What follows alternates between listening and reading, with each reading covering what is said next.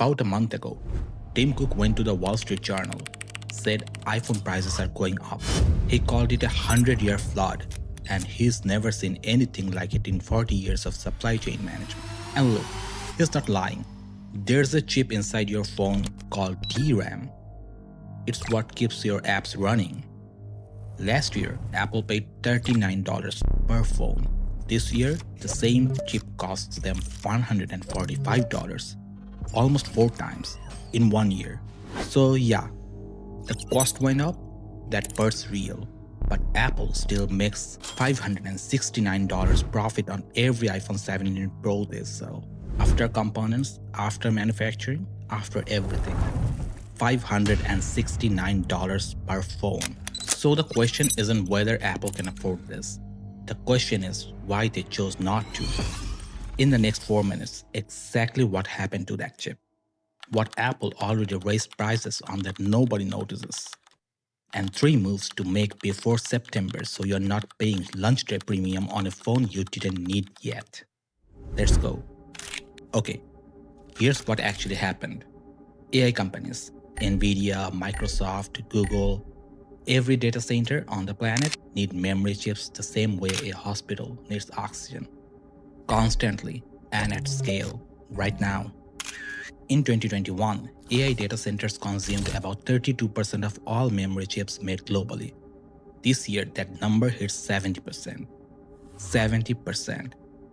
Which means every phone maker, laptop maker, every games console company on earth is fighting over what's left.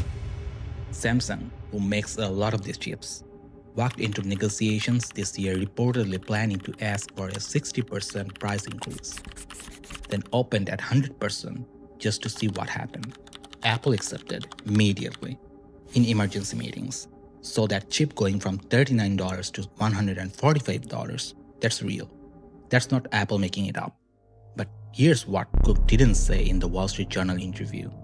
Apple's profit margin on the iPhone 17 Pro is $569 per device. That extra chip cost is $106. That's less than 20% of their per phone margin. A company making $94 billion profit last year choosing to pass a $106 component cost increase to customers. That's a choice, not a necessity. And here's the part that nobody's talking about. Apple didn't wait for the iPhone 18 to start raising prices. They already moved on everything else. MacBooks, iPads, desktop Macs, Vision Pro, Apple TV, all repriced quietly. No press conference. The product pages just updated and the numbers were different. Tim Cook going to the Wall Street Journal and saying unavoidable. That's not a complaint. That's a preparation. He's softening the ground so that when $1,299 lands in September, it feels inevitable rather than aggressive. The iPhone is the last on the list because it's the one everyone notices. Everything else was the setup. And the reason Apple can do this? 96.4% of iPhone users said they will buy another iPhone as their next phone. Not 70%, not 80%, 96%. They know you are coming back. That changes what unavoidable actually means. This isn't new. 2017, iPhone X. First time Apple broke $1,000. The reason? OLED screen, Face ID, whole new design. 2025, iPhone 17 Pro. $1,099. The reason? More best storage. 2026, iPhone 18 Pro. Estimated $1,299. The reason? AI. Memory chips, 100-year flood. The reason changes every cycle. The direction never does. And every single time the trade-in value of your current phone drops the moment Apple announces a new one. So you pay more going in, you get less going out. Apple captures both ends. The real price increase is always bigger than the sticker. 3 moves. Before September. 1. Get your trade-in code today and lock it in. The moment Apple announces iPhone 18, your current phone is worth less. Every year, without exception. Get the number now. Best Buy, Apple, your carrier. Lock it in writing.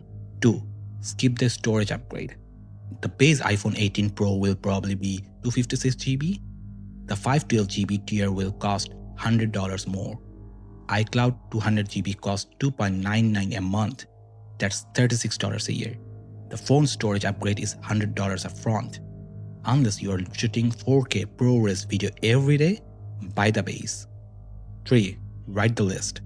If you have an iPhone 15 or newer, write down what the iPhone 18 actually does that yours doesn't. Not what the marketing says, what you would actually use. The camera improvement between generations now requires a lab test to see. The AI features are available on your current device as software updates. That list will be shorter than you think. The chip went from 39 to 145. That part's true. Apple still makes $569 per phone. That part's also true. They could have absorbed it. 96% of you are coming back in September anyway. So they didn't.